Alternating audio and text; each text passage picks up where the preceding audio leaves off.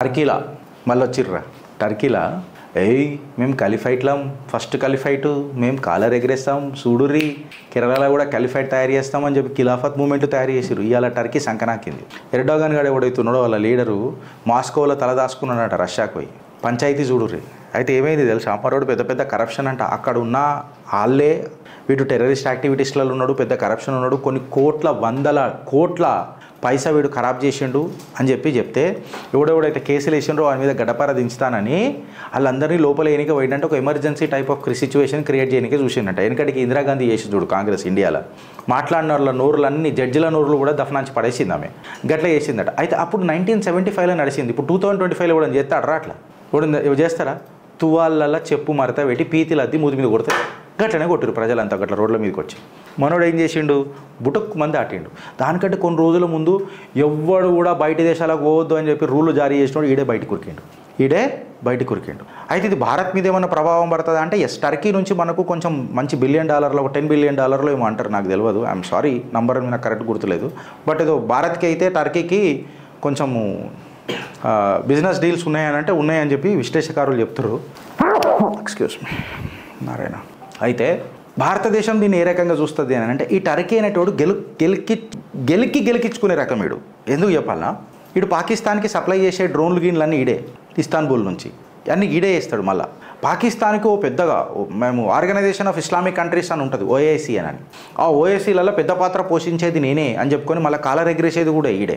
ఇవాళ Gaddafi, or to that matter ఇరాక్ల Saddam Hussein, or to that matter ఇలా Turkey ఇస్తాన్బుల్లా ఈడు మన ఎర్డోగాన్ గాడు ఇస్లామిక్ రాజ్యాలు ఎట్లెట్లా కూలిపోతున్నాయి చూడు. మళ్ళీ అన్నిటి దగ్గర షరియాలాలే ఉన్నాయి కదరా. ఈ అన్నిటి దగ్గర మీరు షరియాలే పెట్టుకున్నారు కదరా. ఎప్పుడన్నా మనం పాకిస్తాన్ బంగ్లాదేశ్ గురించి మాట్లాడితే ప్రతి ముక్కున్న ముస్లిం అంతా ఒకటి మాట్లాడేది ఏంటంటే నువ్వు టర్కీని గురించి మాట్లాడే, ఇప్పుడు పాకిస్తాన్ మీద మాట్లాడతావు అంటే నీ టర్కీ ఏమాయరా అరే, ధర్మ విరుద్ధంగా ఉన్నది ఏది కూడా ఎక్కువ రోజులు నిలబడదు. ఇంకొకటి గుర్తుపెట్టుకో, ఏదైతే ధర్మం మహిళని ధర్మబద్ధంగా చూడదో అది ఆ మతం ఆ ధర్మం కుప్పగూలిపోతుంది. ఇది వాది పెట్టుకోను. మహిళనని చూడకుండా ఒక కాంట్రాక్ట్ చేస్తారు చూడు మీరు బాగుపడతారా, ఉసుర్లు ముట్టి నాశనం అవుతారు. ఈ భూమి మీద ఉండనీకే కేవలం మొగోడికే హక్కు ఉందా? ఇగుసుంటి మతాలు ఏడారు మతాలు వీళ్ళు వచ్చి మళ్ళీ ధర్మబద్ధంగా అమన్ చాతేహే అని చెప్తారు. ఏడామని ఉన్నదిరా మీకు చెప్పుండ్రు. ఇవాళ ఇది మాట్లాడే కంటే ముందు మీరు ఒకటి గుర్తుపెట్టుకోవాలి ఫ్రెండ్స్. నేను అందుకే ట్రంప్ని కొంచెం పొగుడతాను. ట్రంప్ మొన్న ఒక మాట అన్నాడు, యునైటెడ్ నేషన్స్ అనేది ఏం పెద్దగా లేదు. ఇవాళ యునైటెడ్ నేషన్స్ ఉంటే మళ్ళీ టర్కీ ఇట్లా ఎందుకు అయింది? పీస్ కీపింగ్ ఫోర్స్ కదా మొత్తం వరల్డ్, అది ఏమైనా చేస్తుందా? ఇదే యునైటెడ్ నేషన్స్ ఏమైనా చేసిందా యుక్రెయిన్ మీద వార్ జరిగినప్పుడు? ఇప్పుడు నేను ఏమడుగుతున్నా అంటే మోడీ కూడా మన పోడ్కాస్ట్లో మాట్లాడుకుంటా యుఎన్ పెత్తనం తగ్గింది అని అన్నాడు. మళ్ళీ ఇద్దరు కలిసికట్టుగా మాట్లాడుకున్నారో నాకు తెలియదు కానీ నిన్న ఇజ్రాయెలోడు గాజా మీద యునైటెడ్ నేషన్ హెడ్ క్వార్టర్ల మీద పేల్చి పడేసినాడు. టెర్రరిస్టులు ఉండేది తెలిసింది, పేల్చి పడేసిన. అయితే ఏం చేయాలి ఇప్పుడు? మళ్ళీ భారత్ ఇజ్రాయెల్ పాలెస్టీన్కి ఏమైనా జరుగుతుంటే పెద్దగా ఏం మనం మాట్లాడలే. ఎందుకంటే ఆబ్వియస్గా నువ్వు వచ్చి గెలికి ఎత్తుకొని పోయి హాస్టైల్ తీసుకొని వాళ్ళందరినీ తిరిగి ఇచ్చేయమంటే ఇస్తలేవు చూడు. వాడు బద్దాలు వాళ్ళ కొడుతుండ్రు, బరాబర్ వాళ్ళ కొట్టాలా. ధర్మహింస తదైవచ, అహింస పరమో ధర్మ, కుర్చీ మరత పెట్టి పెట్టుకోర్రు అని అంటాడు. మనం కూడా అట్లనే అనాల, ధర్మహింస తదైవచ. ఒక్క చెంప కొడితే నిలువెత్తు బూట్ కింద తీసి తొక్కాలి నా కొడుకులని. నువ్వు చేస్తే సంసారం.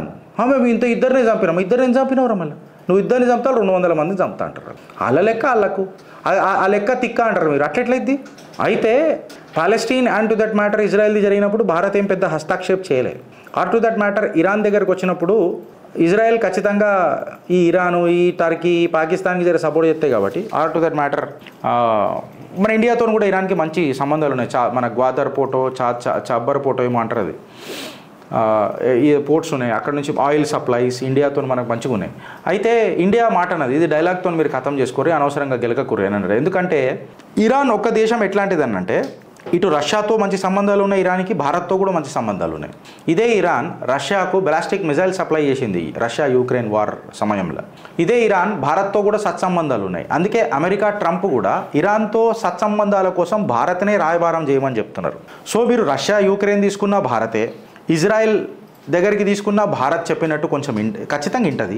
దాని తర్వాత ఇరాన్ దగ్గరికి వచ్చినప్పుడు కూడా భారతే. గ్లోబల్ ఏషియాలో కూడా ఒక సూపర్ పవర్ లెక్క చైనాని కౌంటర్ చేయాలంటే భారతే. ఇవాళ ఒక కొత్త సూపర్ పవర్ లెక్క మాట్లాడాలంటే భారతే. టెక్నాలజికల్ అడ్వాన్స్మెంట్ గురించి మాట్లాడాలంటే భారతే. డిజిటల్ పేమెంట్ల గురించి మాట్లాడాలంటే భారతే. శత్రు భయంకరం घर में घुस के అంటే బి భారతే అన్నోన్ గన్మెన్ కి జై అని అంటే నాకు తెలియదు. సో మీరు అనుకుంటున్న షరియా రాజ్యాలు కుప్పగూలుతున్నాయి ఎట్లా అనేది మీరు ఆలోచించుర్రి. మళ్ళీ షరియాలు కావాలన్నట్టు, ఈడ షరియాలు కావాలన్నట్టు. సరే ఉన్న కాడ మంచిగానే ఉన్న రాయిలు అది కూడా లేదు. ఆన్ కాలు ఈడు గుంజే, ఆడ పైజామా ఆడ ఈడ గుంజే, పైజామా ఆడలేక పైసలు లేకపోయా కానీ ఓ పెద్దగా కావాలి వీళ్ళకు. हम फिर से अमन चाहते हैं. फिर अमन कहाँ पे बचा है? ना सीरिया में है, ना इराक में है, ना ईरान में है, कहाँ पे है? And most of the Gulf countries and UAE and Dubai etc. most of the Muslims are becoming ex-Muslims. మతం విడిచిపెట్టి వెళ్ళిపోతున్నారు. ఈ ఎడారి మతాలు వద్దురా నాయన మాకు అని. మీరు ఎక్కడ వైపు ఉంటారు అని అనేది ఒకసారి చూడండి. ఇవాళ మీ ముంగట అన్ని ఆధారాలు పెట్టింది చిత్రగుప్త.